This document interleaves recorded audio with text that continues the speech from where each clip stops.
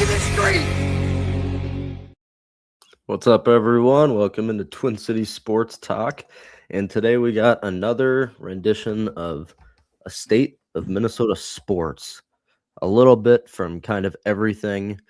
We're going to be covering more Viking stuff just because a lot of stuff is heating up with the free agency, a time opening, trades happening. We're just going to go through a couple reports there. But before we get to any of that, we're going to talk about Athletes Edge with Jen Prouty, a mental performance consultant based in Brookings, South Dakota, who works with competitive and elite athletes across sports like hockey, football, and wrestling. Jen helps athletes strengthen the mental side of their performance by developing skills like confidence, focus, and emotional control. She works with athletes and coaches across the entire nation.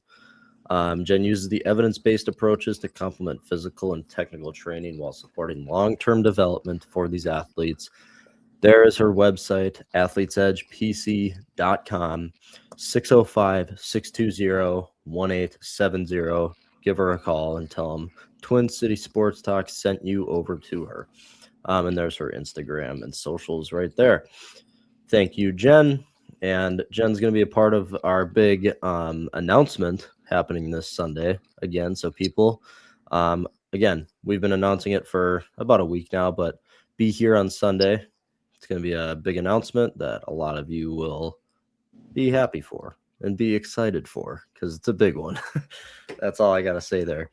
All right, first thing, I want to start one Twins thing before we go. The Twins have beat the New York Yankees 15-0. Yay. No, I did want to talk about one thing we've been monitoring a lot is the left field battle coming into, the 26-man roster as a whole. James Outman roped another triple today, had a really nice play in center field at the wall. But he's kind of those fringe guys. He's going to be playing in center in spring training a little bit while Buck is at the World Baseball Classic, not the Olympics. And then the guy I want to talk about specifically, Alan Roden. All right. So the problem with this conversation is Austin Martin has also gotten off to a pretty good start in spring training, but Alan Roden to start is 10 for 17, a triple, a home run, 5 RBIs, and 17 at-bats. He's hitting the crap out of the baseball, and I think he's struck out once out of those 17 at-bats, so he's putting bat to ball, the best he's ever done in his career. He hasn't had the greatest numbers last kind of 3 years in AAA when he was with Toronto or Buffalo over with Andrew Bash, our guy Andrew Bash. Everyone go check out that episode we did a week ago. Either way, do you think Alan Roden's doing enough right now I think he'll be on the 26-man roster, but do you think he's the starter over Martin in left field on opening day? Because he's making that case. I don't know, full-time starter, but DH is clearly open for anyone. So I think it's an unofficial platoon because typically your platoon is a lefty righty. In this case, we're all lefties, but it could be more platoon as in like the pitching matchups. Right now, a lot of these guys are Roden limited MLB experience, but you could also be going off minor league guys. So if you're facing a younger pitcher and between Wallner, Larnach, but mostly Roden, I don't know. You play the matchup game. You kind of play the hot hand. Yeah. Like I said, DH spot's open, so I don't know if I'd consider him a starter. Now, it also honestly wouldn't shock me if you consider spring training like still technically kind of the end of the offseason. Wouldn't be surprised as teams narrow down to their 26-man if we flip it'd probably be Larnach, but possibly Wallner, and then that opens one in the corner playoff spot. So I don't know if I name him a starter. And then also, how many games has it been? 10, 11 games, I think, in total. I think this was the 11th game. Because weren't we 2-8? Something like that. I honestly have no idea what our record was. The record really doesn't matter just because, in spring training, plenty of teams are throwing out random pitchers. Yeah. All that kind of stuff. Yep. So I'm not really concerned about record. Kind of lost where I was going with that. But either way, I think you'd play in. It would be kind of like a Willie Castro, right? So you're starting most games, but it could be, I don't know, different position between all three. And then the other Mhm. thing is, I don't know why. I keep thinking about this recently. Why don't the Twins at least experiment with Wallner as a first baseman? He's got the size. Got He'd be a that big body for it. target. Yeah. Yeah. And then, it's not like he's good on defense in the outfield. Sure, he's got a cannon of an arm, but he's got to get to the ball to throw the ball. Yeah. He just doesn't True. have the range to cover an entire outfield. Now, sure, you got insurance with Buxton in center Mhm. where you can cover the gaps, but I mean, Yeah, exactly. I don't really like Wallner as an outfielder, and I always think we haven't had a good first baseman since Joe Mauer's pretty much retired. It's been one Mhm. guy in, one guy out, one guy in, one guy out. So I always think it's Yep. kind of weird that the Twins haven't experimented Wallner as a first baseman. Kepler did it in the minors. It didn't really translate to the MLB. Mhm. I mean, at worst, Wallner should be serviceable. Harper's done it. I Yeah. think it's just kind of weird, but yeah. Defense doesn't matter if you can catch, if you can scoop. It's just two things you gotta. It's like in Moneyball when they pulled Chris Pratt. I forget what the player's name was, but pulled him Hattenberg? off as Hatterberg. Yeah, Hatterberg. Yeah, they just pulled him off the couch, but his defense was horrible, and he had like that injury. But if you can just do that, you're fine, and it worked out for them. So we're going the Moneyball route. We kind of have to with this Great movie. Great movie. Yeah, so we'll keep our head in the left field battle there as spring training keeps going here. And then, so the one thing I did want to bring up with that argument real quick, not an argument, but the Rays are who we have for opening day. And we're talking about I'm thinking of Target Field opening day. So it's obviously 6 games into the season for both teams here. So the starting pitcher for the Rays this game, barring injuries and stuff, will most likely be Ryan Pepoit, or I forget how you say his name. Do you know Pepoit? Ryan Pepoit. He's kind of I forget. For who? I forget how to say his name. T? Ryan Pepoit. I don't know who that is. He's been in the league for I think like 4 years now, but either way, it's a righty. So you have to imagine Trevor Larnach will be the DH that game, probably 100%, because he cannot be playing the outfield no matter what. And then there's Alan Rodin's case to be the left fielder on Target Field opening day. Righty lefty matchup always makes sense there. So yeah, we'll see. We'll keep on the Alan Rodin track. Austin Martin, we'll watch them. Luke Keyshaw today hit a monster home run, and he is taking off super fast in spring. And his defense too. Everything's looking great with Keyshaw. That's what I wanted to see, better defense out of him. But Luke Keyshaw's off to a fiery start here in spring training, so we're gonna keep that going.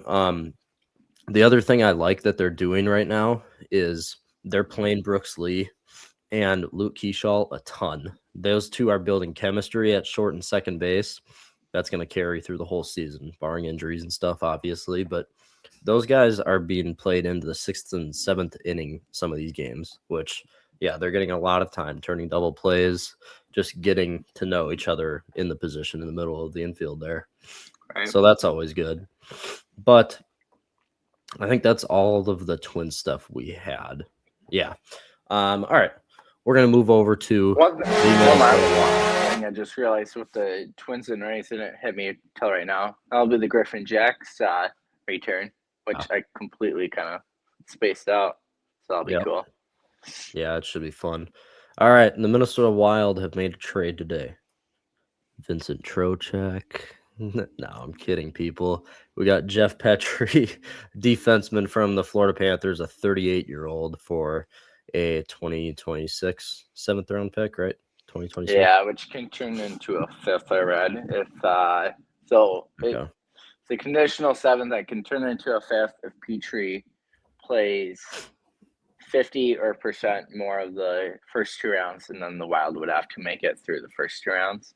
Oh, wow. So essentially, if we'd make it to the Western Conference Finals, and he plays in half or over half, which so a little bit of a bar there.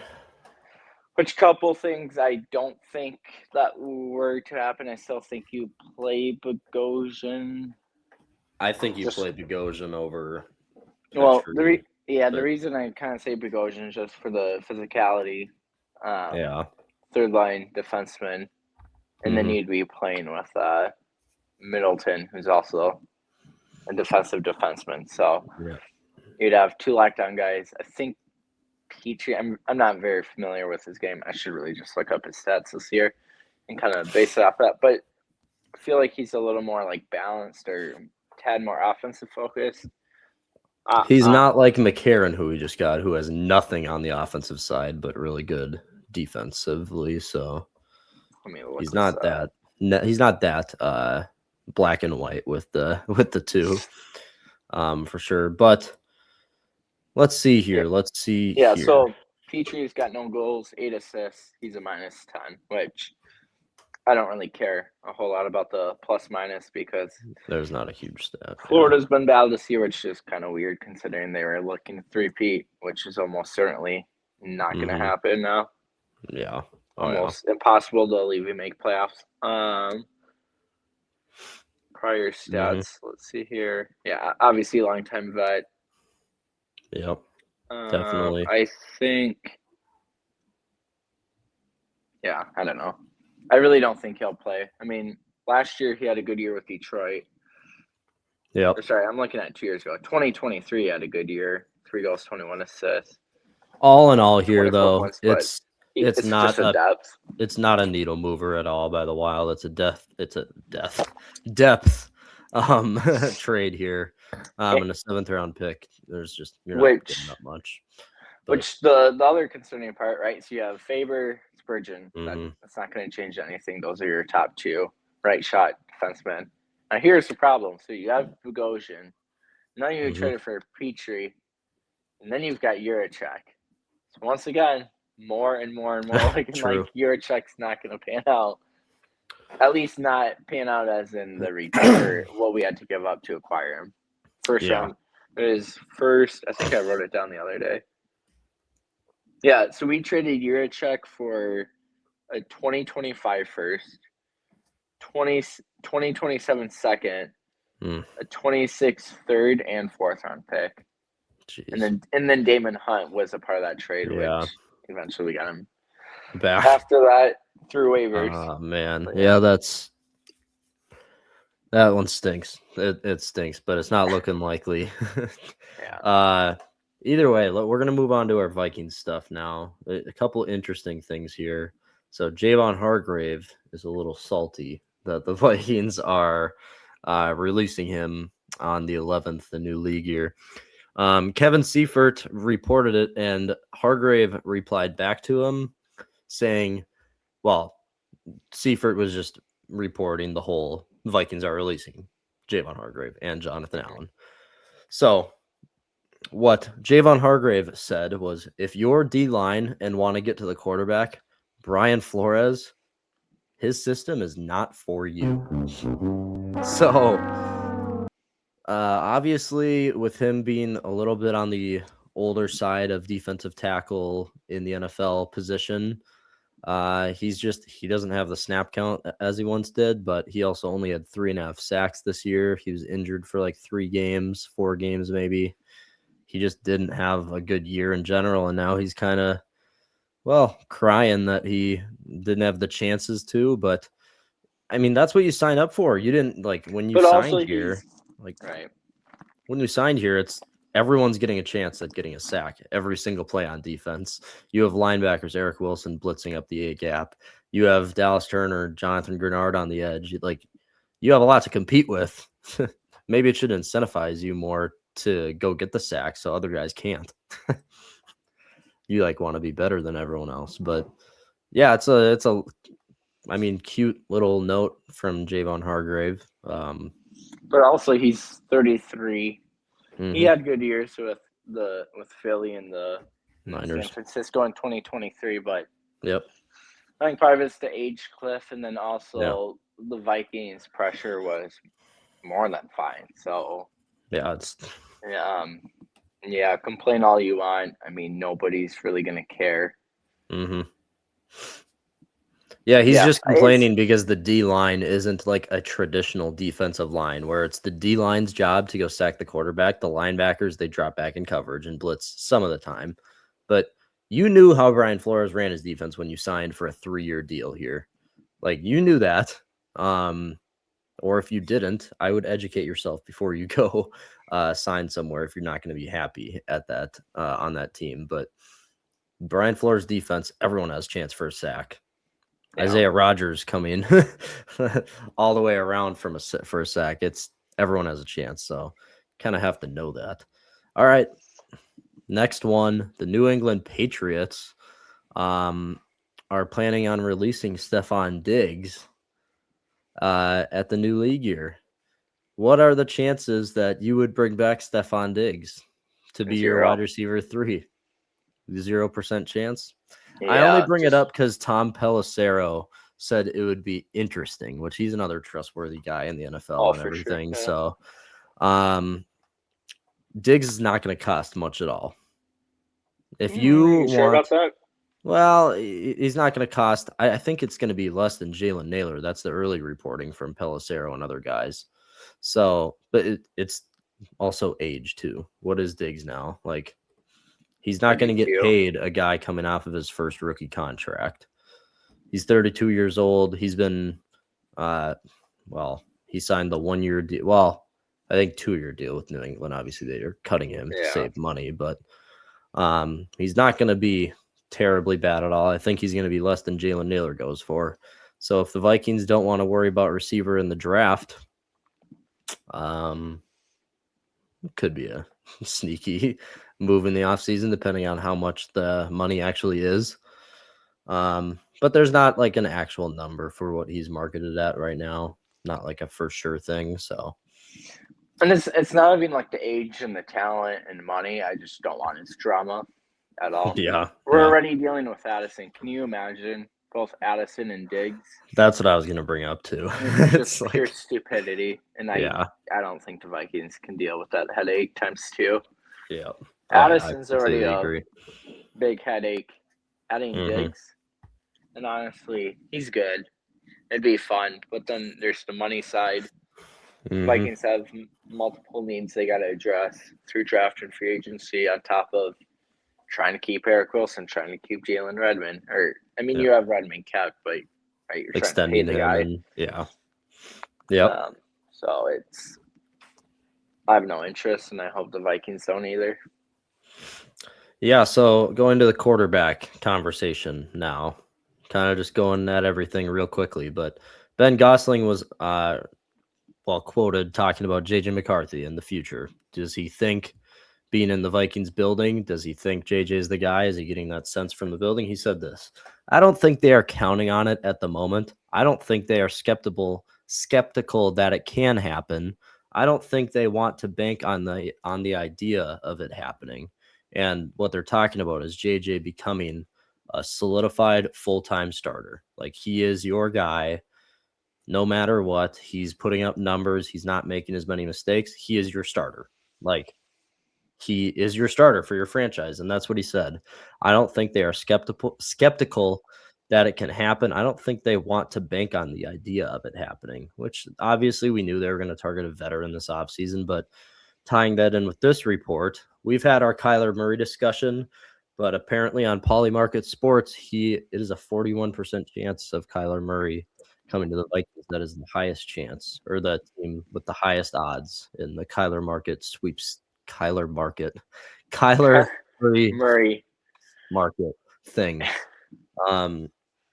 Either way, we've had our Kyler Murray discussion, but there's a big difference with Kyler Murray between Geno Smith, between a bunch of the other guys out there. Kyler Murray steps in and he is your starter. JJ is backing him up. I'd say the same thing if they acquired Aaron Rodgers too, because Aaron Rodgers is not going to be a backup. But Geno Smith, I think, competes with JJ for the spot. I think Geno would probably win it. But either way, I think really the rest of the guys, even Kirk Cousins, I think those guys are competing with JJ for the spot. But if Kyler, when he was, what is Kyler, like 28, now 29, should be right in his prime, basically. Yeah. And if he got on a good team again, you don't know what could happen there. But if you get him there, anything can happen. And I think he would step in and be your starter no matter what. Jordan Love sat behind Aaron Rodgers for 3 years, played 1 year. So this is what, to tie the whole thing together, in my opinion, I think this is basically going to be the same situation. He sat behind Aaron Rodgers for 3 years, played 1 year, and then got a contract extension. I don't know if I agree with that. Jordan Love has proved it again. He's still a good quarterback in the league, probably top 10 in a lot of people's eyes. But I think what could happen here is JJ will sit or play minimal games next year based on the veteran presence that they bring in at QB. And then he's going to probably start the next year in his 4th year in the NFL. And then they'll go off of that. But the other thing to note here, the Vikings, they could be, if they don't have a good year this year, if the veteran struggles too, whatever veteran they bring in, the 2027 NFL draft class is super deep at the quarterback position. There's going to be a lot of guys available, and guys you could get at 10 or 15 that should be very reliable, that a lot of people would have more confidence in than JJ McCarthy when he came out of the draft. So there's a lot to go off of here, but yeah, Kyler Murray, best odds to go to the Vikings. So unless he joins his Oakland A's, fulfills his MLB contract, or that would be so great. It's completely out, I wouldn't say completely out of nowhere, because obviously the A's own his rights, but he just said, all right, enough with the football career. And the A's are going to be pretty good this year. So yeah, maybe that's the quote-unquote best team he can join. Maybe. That's true. But no, with Kyler, I'm so torn, because if he's willing to sign for the minimum or darn close to the minimum, it's very, very low risk and very, very high reward. You'd be an idiot to not sign him. I like McCarthy. Do you actually think there's a chance he signs for the minimum? Just real quick. I feel like there's no chance of that. I think there's the Vikings. Only if it's a 1 year deal. It's not like he's signing a 4-year deal for $8 million. So it'd just literally be a 1 year. I mean, Russell Wilson did it. Well, Sam Darnold did it. That's the comparison here in a stage 27 season. No, I'm not even. No, I literally mean like minimum, because Darnold still got $30 million. Okay. Yeah. So I'm saying, like, you're getting paid. In this case, Arizona's paying you whatever the number is. It's 45. So if you, I mean, it could be very compelling to go championship hunting for 1 year, reset your market, reset your kind of value around the league. Right, you get to play with Jefferson, Addison if he stops being an idiot. Tight end's a little bit of a question mark, but Kevin O'Connell's your coach. Good O-line. So there's a lot of incentive to come in. Yeah. Right. So if he's willing to just sign for the minimum, or like I said, darn close to it, and you get to just feed Jefferson, load up your stats, have a productive year. You're playing in the best division, so people can't like hold that opposite argument where you could say it's like the Chiefs for most of their dynasty, and I still think they're in their current dynasty, and just injuries and stuff. But Chiefs are playing against the Raiders and the Broncos when they weren't good and all that. No, I mean the Chargers weren't great for a while too. So NFC North, probably best division in football, if not top 2 or 3 for almost everybody. Yep. You've got the core. The great talent core we've got here. So I do think there's a chance, but unlikely, to answer your question. I don't think he'll do it, and for that reason, I think we're out on him, just because you can't pay him. So that's why I think it'll be like Gino or Kirko. Probably. I think it will probably still be Kirk. I think it's just the obvious answer. It's just knows the system. It probably just will be, but you got to have the conversations. Last conversation before we get to. We're going to do another mock draft just because this ties back into it. We did one in today's episode. We're recording again on Wednesday. This is going to be posted it's Thursday today. Never mind. I'm getting all mixed up. Either way, the report here, obviously Jonathan Greenard got added to the trade block here, and he has apparently drawn interest. Like, this is probably rightfully earned and stuff, but he's drawn interest from over half the teams in the NFL. Like over half the teams have called the Vikings about Jonathan Greenard. And one of the big ones was the Seahawks. And the Seahawks are very in on him. Great defense there in Seattle. He would be a huge piece to it. But we said in yesterday's episode that he would be worth maybe a early 3rd round pick. But the report coming out now is that you will get a 2nd round pick for him and a day 3 pick. So probably a 6th round pick is what all the reports are saying. And if half the teams in the league are going for him right now, they're gonna be fighting for him. People are gonna swing some good deals. So it looks like we're gonna get another 2nd round pick for Jonathan Greenard and probably a 6th round pick. So what we're gonna do, we're gonna add this into, or I could see it being like a 3rd and a late 4th, 3rd, early 5th, depending on what picks or what picks a lot of different teams have. Yeah. So for I guess for here, wait a second. The Jags have the 32nd pick. Who did they trade with Seattle? Jaguars? Yeah. I think they do. Just scroll down. Is that what it's showing for you? Pick 32, Jacksonville? Oh, that's weird. I thought when you go to like trade and then you click the team that you're trading with, I thought, oh, maybe not. Okay. All right. So we are going to trade with Seattle because they have been basically, I guess you could call the front runner in this Greenard trade. There's no front runner here. The talks are just getting started, but they're the big one that have stuck out to people. So 2nd round pick, and then they only have 4 picks this year. Seattle does. Wow. Okay, that's wow. That's wow. I did not know that. That's shocking to me. But a 2nd and a 6th round pick, they're obviously just still all in. They're going to be going for it next year. If they're willing to trade, if they're really willing to go into this draft with 2 picks, a 1st and a 3rd, they'd probably undoubtedly trade the 32nd pick and acquire more capital down the road. But yeah, here we go. And Greenard for the 1st round next year. So that's what we'll do here. So you get a 2nd round pick and a 6th round pick. And I think we just get right to it. Yeah. Let's see how this goes again. And we did one in yesterday's episode, which I'm going to compare this one to. And our 1st round pick, we actually traded back to 23, got a good deal. And there we go. Jeremiah Love to the Commanders again. So 2 days in a row where Love goes to the Commanders, which we talked about in yesterday's episode. More in depth. Sonny Styles goes. Oh, Jermod McCoy really fell in this draft. You see that? Wow. That's okay. We got a few options. Peter Woods is sitting here. Beast defensive lineman from Clemson. Caden Proctor, one of the best offensive tackles in the league or in the draft. And then Avion Terrell is sitting here again. We got to look at the trades, though.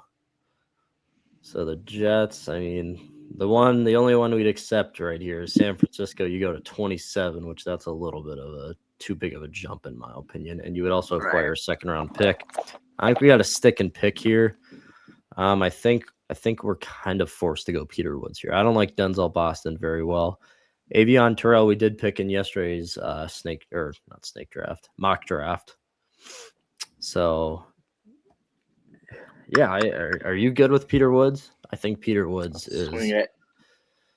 he's going to probably be your 2nd defensive lineman right in front of Levi Drake Rodriguez.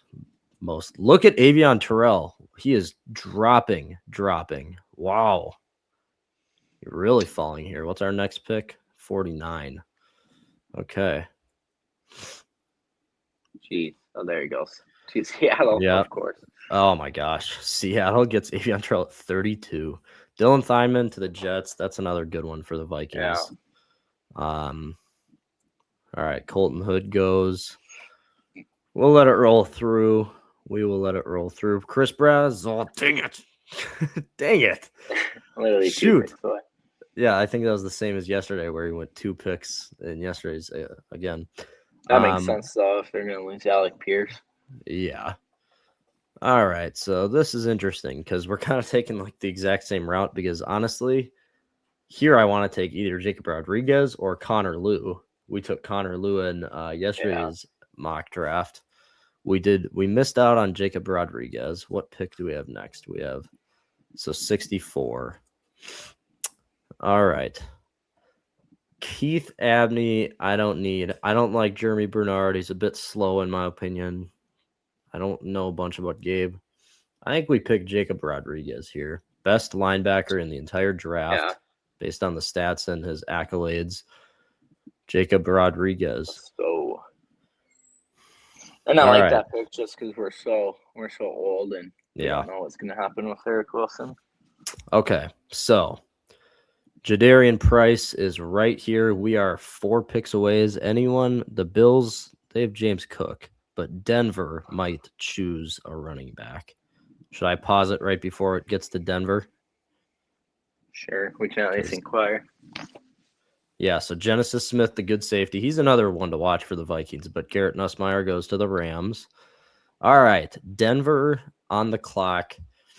Now they have tight end and then the D line. So I think they would probably take Jadarian Price here. Let's see if we can work a little magic here. What do you think this would take? So 64 right, and then 5th round or a 5th round pick. Well, hold on. Just focus on our picks for now. So what if we just do? That's what I mean. That's what 62. Oh yeah, sorry. I was thinking that was opposite. I think. Well, I don't think you got to go 5th. Can you try a 6? You're only dropping 2. That's what I was. Yeah, that's what I was gonna do. 6th round pick. Fair offer. All right, trade accepted. So with this pick, now again, this is very interesting because I love Joshua Josephs, literally Dallas Turner. But we traded up to get our running back, and that's exactly what we're gonna do. Well, we got to look at the trades first. Traded up just to trade back again. Hey, you never know. All right, Jadarian Price. Let's go. That's a big one. I like that a lot. And then our next pick here is at 82. All right, so let's let this go through. Eli Stowers is sitting there. We picked him, still? Didn't we? Oh, no, we passed him up yesterday, I think. No, we did. No. We did draft him yesterday. All right. Trade center. No, we can't accept that.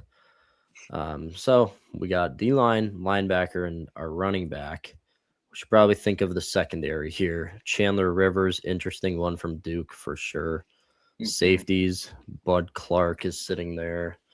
But we could wait until next pick because we have 97. So this is getting interesting now. Definitely interesting. If we pop up the wide receivers, Deion Burks had a heck of a combine, like really, really good. Jacoby Lane, too, is a beast. 4.47, 40 at 6'4". So a tall, high-pointing receiver. Really good one there. Tight ends, Michael Trigg is sitting there.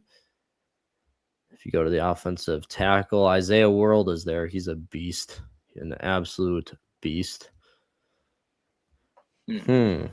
Okay, so here's the other thing. I love Jake Slaughter. I talked about him a lot in our draft yesterday. He would step in probably after this year with Ryan Kelly, or if Ryan Kelly got another concussion, he would be your backup center in front of Juergens. I mean, you'd be picking him here in the 3rd round. So I think we probably go either Jake Slaughter and get our center, right, or we have to address the secondary here. I don't know a lot about Devin Moore, but that intrigues me. A tall corner, 6'3" corner, that intrigues me a lot. But I do like Chandler Rivers, though. Chandler's really good in man coverage, just like Isaiah Rodgers. Chandler Rivers is if you had a comparison, it would be Isaiah Rodgers. Smaller guy, but he's really good in coverage, really good at the line with his hands. Let's go. I think we go Jake Slaughter here. Get our center. And I know Jake Slaughter can flex out to guard if he would need to. What's our next pick? 97 it would be. Yeah. We're at 82, 97, so we dropped 15. Yeah. Yeah, I think that's fine. Get our center. All right, Jake Slaughter. I just think we gotta hit corner next. Yeah. Oh yeah. Okay, Jacoby Lane, Deion Burks went back to back. There goes Chandler Rivers. All right, so Will Lee, I really like, except, well, I do like Damani Jackson, though. Fast kid. All right, I'll let this roll through.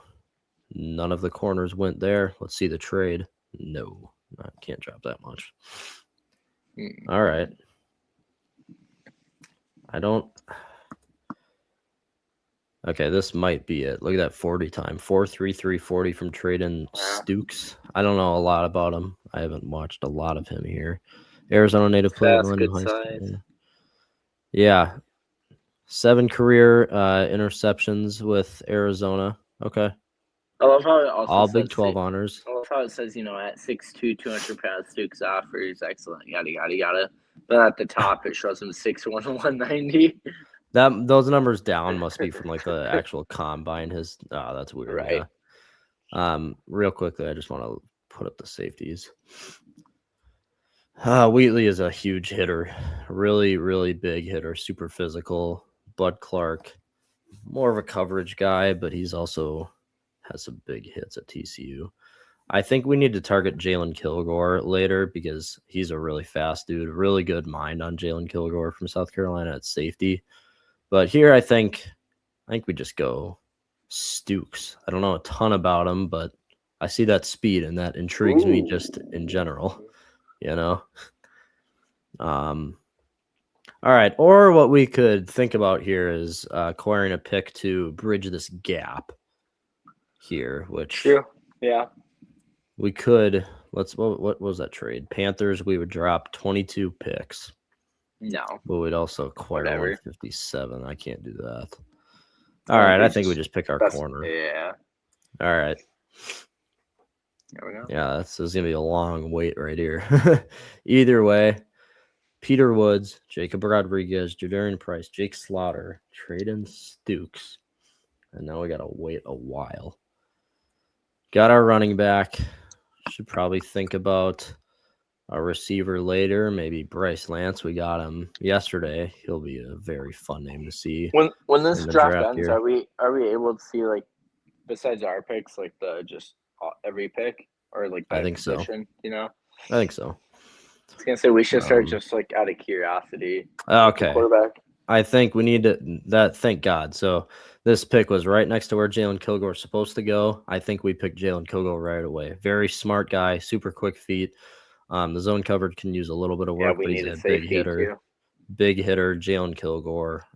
No doubt there. Next pick is another long wait. Got to wait another 60 picks here. Unless we trade up for Bryce Lance, but can't do that. I think at this point, teams aren't really trading, so you're just kind of taking best available. Bryce Lance goes to the Eagles.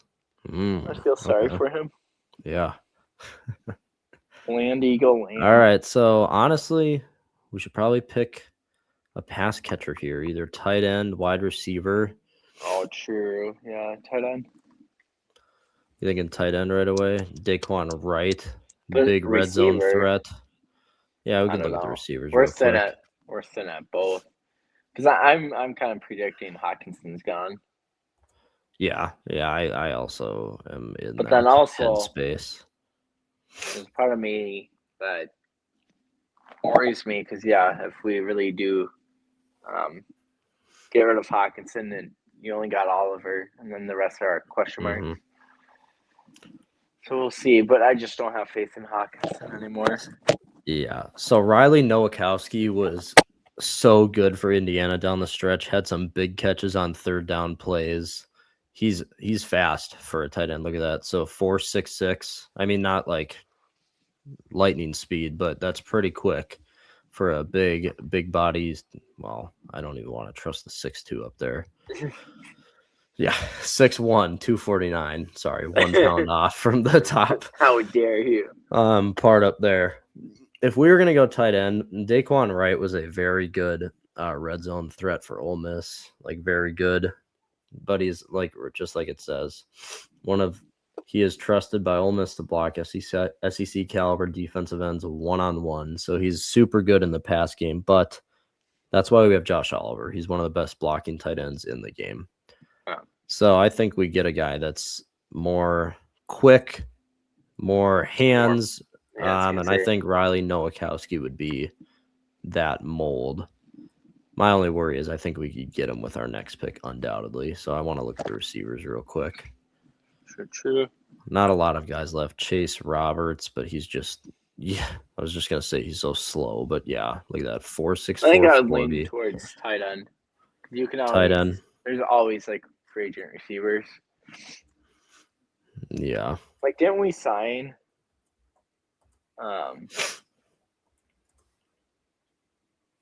Who do we sign?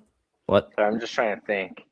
Kind of feels weird to bring him up, but when we signed Rondale Moore, wasn't he like a training camp signing? Like, didn't he sign right before? Just, gosh, what could have been? I really think this would have been the year too, which is just so devastating. Yeah, Malik Benson is still here. How is he rated that low? Malik Benson is, look at that, a big speed threat, but he was their best he was Oregon's top receiver. No, he's 6 foot. He's just a regular wide receiver build. That really surprises me. He's obviously not going to get picked because he's so low. Wow. That is insane. But okay, we'll go tight end here. We could honestly probably look at also another offensive tackle too for a little bit of depth with one of our last picks here. But I think we take Nowakowski. Yeah. Secure it. Yeah. So we got an A- pick for Jalen Kilgore. That's what I'm talking about. That's all I need. That's what we do. Yeah. All right. Wide receivers.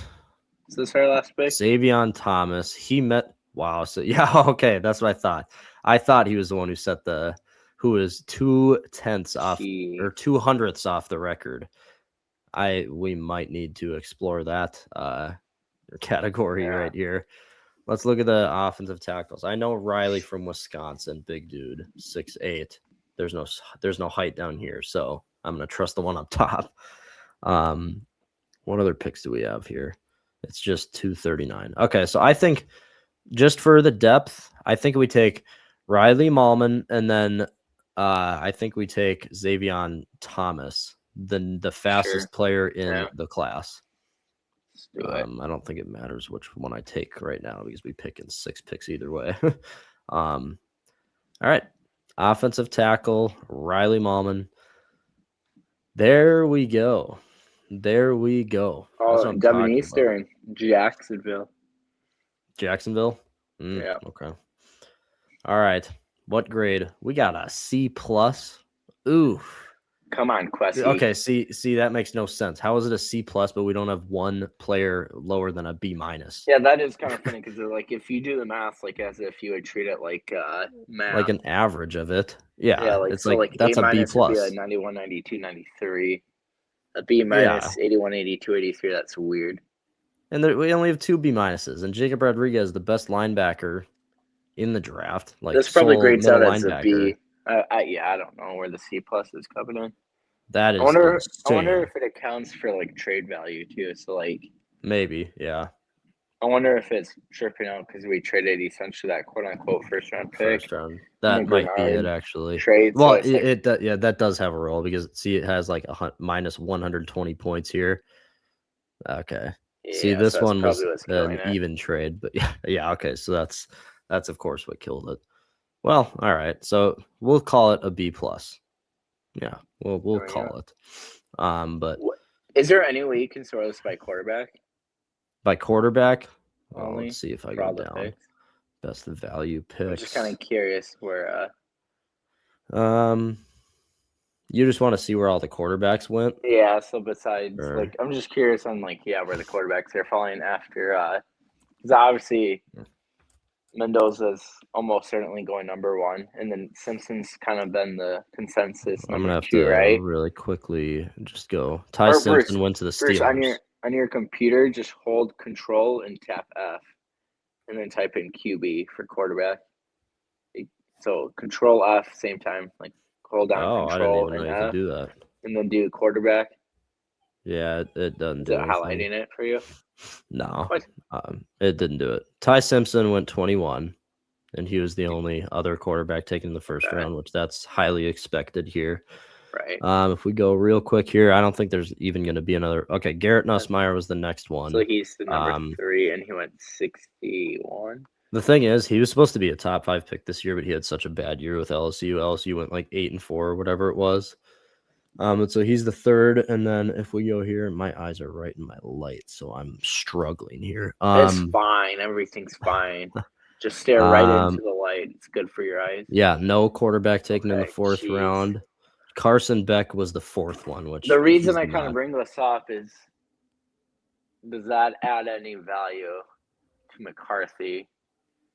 Given that he's so young still, he was, going into the draft, one of the okay. See, this is an interesting one though, Trevor. Drew Aller.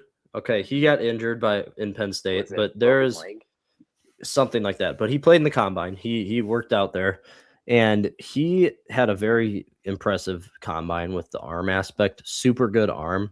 There's guys projecting him to go in the 1st round now. And obviously in this, it hasn't accounted for his like updated value really. And they have him going 5th round, being the 5th quarterback taken. And actually right behind him was the NDSU quarterback that goes to the Browns, Cole Payton. So he's the 6th. And I think it said 10 quarterbacks were drafted. There's Cade Klubnik right at 163, the 7th. Mm-hmm. He had a disappointing year with Clemson. And then to keep going here on the quarterback front, Sawyer Robertson, Baylor's quarterback. He goes to the Bucks at 195. That's a good pick by them. I love Sawyer. Super fun to watch. Very good arm on him too. But Drew Aller, and then Taylor Green was the last one. Went to the Dolphins. So yeah, but going back to Drew Aller specifically, this guy had a very good display of his arm at the combine, and he could definitely jump up some boards here. It sucks not having a full season last year with him, but what would that even have looked like? I mean, James Franklin got fired when he was still playing. It was still wishy-washy with Penn State last year. So either way, to round it out, to complete our picks, we got Peter Woods in the 1st round, stuck in pick at 18, stuck in picked at 49 with Jacob Rodriguez, beefing up the defense. Brian Flores is too happy. I mean, he's just bouncing out of his shoes over here.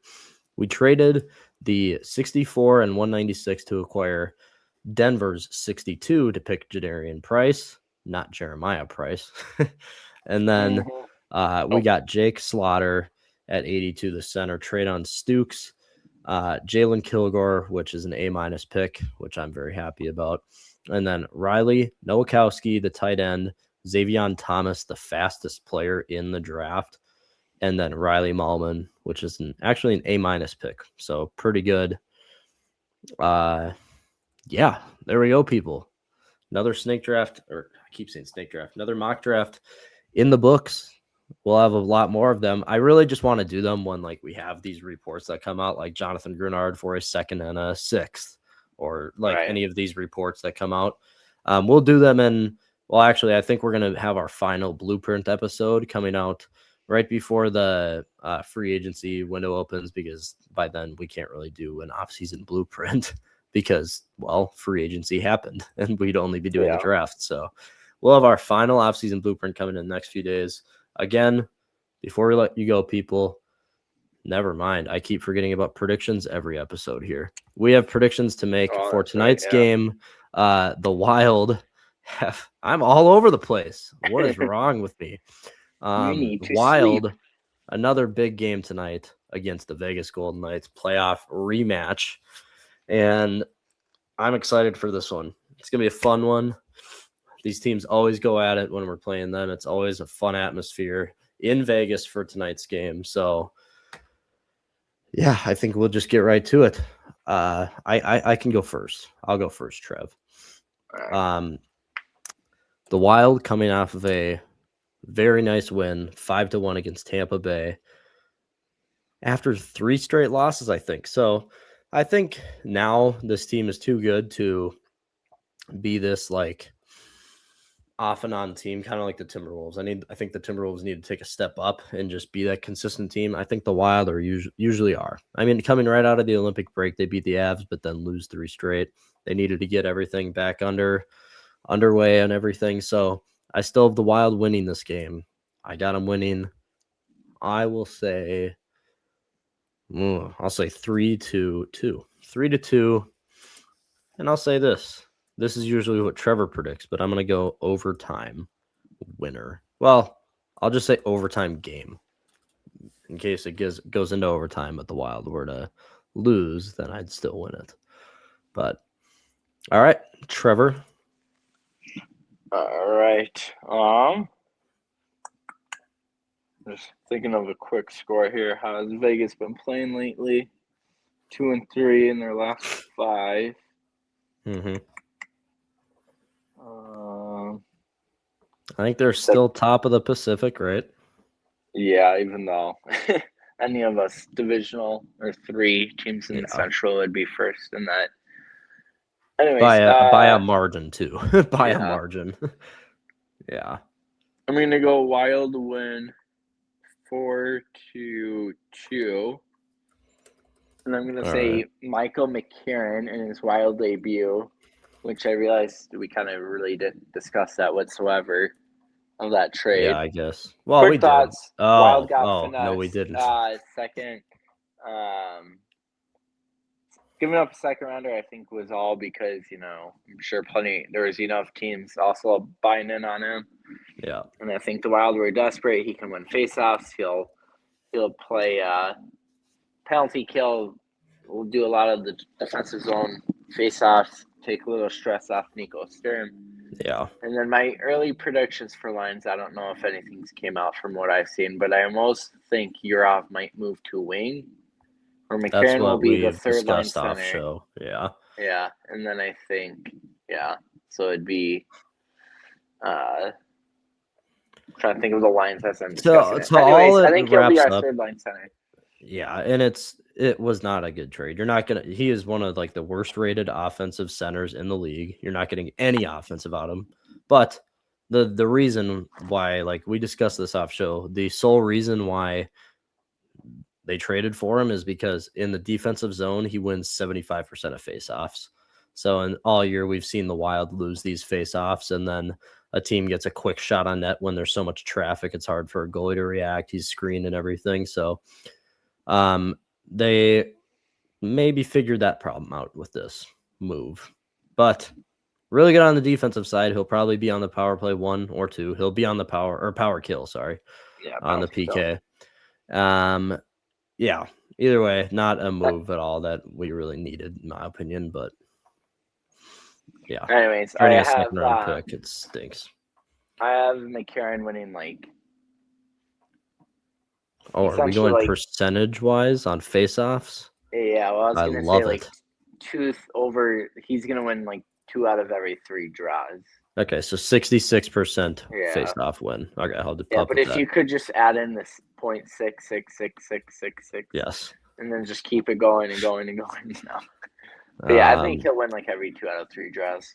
Win 60%, 66% of his face-offs.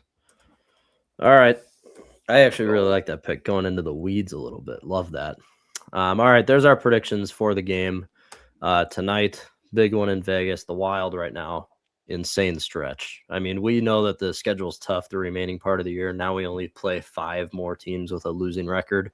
But the stretch right now, it goes Vegas, Colorado on Sunday, Utah, who we just got blown out by, and then it starts to even out a little bit with some easier teams. The Flyers, Rangers, Leafs. And I just remembered too, Johansson is going to be out the next 2 games. Oh, I didn't even realize that. Oh, okay. Yeah, my guess is he probably got concussed from that interference hit.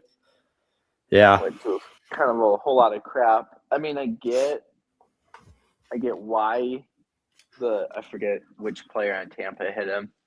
Chernak, maybe. Anyways, whoever it was, I get why you hit Johansson, but also you add time to lay off the hit. So that's just so crappy. And if the Wild want any chance of maybe getting back up to the second spot in the Central, it kind of sucks. The Stars are on a 10-game winning streak here. So, of course, they cannot lose whatsoever. They can't. The Avs, they are now another 9 points ahead of the Wild. That's kind of out of reach for anyone wondering. But Dallas, that's in reach. But all you need to do, you need to win at least one of these games against the Vegas Golden Knights and then Colorado. And then after that, like I said, the schedule evens out. You have a few easy games coming up. 2 against Chicago, very winnable games for like a week and a half. So you got to win those. You got to prove to yourself and to the league that you're going to make a run in the playoffs. And by doing that, I'd like to have a Game 7 in Minnesota instead of Dallas, because right now that series is going to 7 games. It just is. I think any series that they play first round, even if like Colorado were to fall off a map and get the 2nd or 3rd seed, I think any series goes that deep. Either way, there's our predictions for tonight. Wild playoff push here. But for Twin City Sports, one last thing before you cut it, if anyone's wondering from the time we're recording this, the whole thing is the price point for Trocheck, according to my career selves, very, or it's still too high. Makes a lot of sense. Wild have given up many early picks, 25 first for Eurocheck, 26 first. For Hughes, a 27 second in the Eurocheck trade, so it's just unlikely. So unless, you're willing to give up Wallstedt, which I really don't even know if that makes much sense, going to the Rangers when you have Shesterkin. Trocheck is very unlikely. And by these moves, we could kind of tell. Yeah. All right, people. Thanks for the support on YouTube. So everyone go subscribe. Big announcement Sunday. Be there for it. Instagram, TikTok, and Spotify. I'll follow those. And for Twin City Sports Talk, we will see you again tomorrow.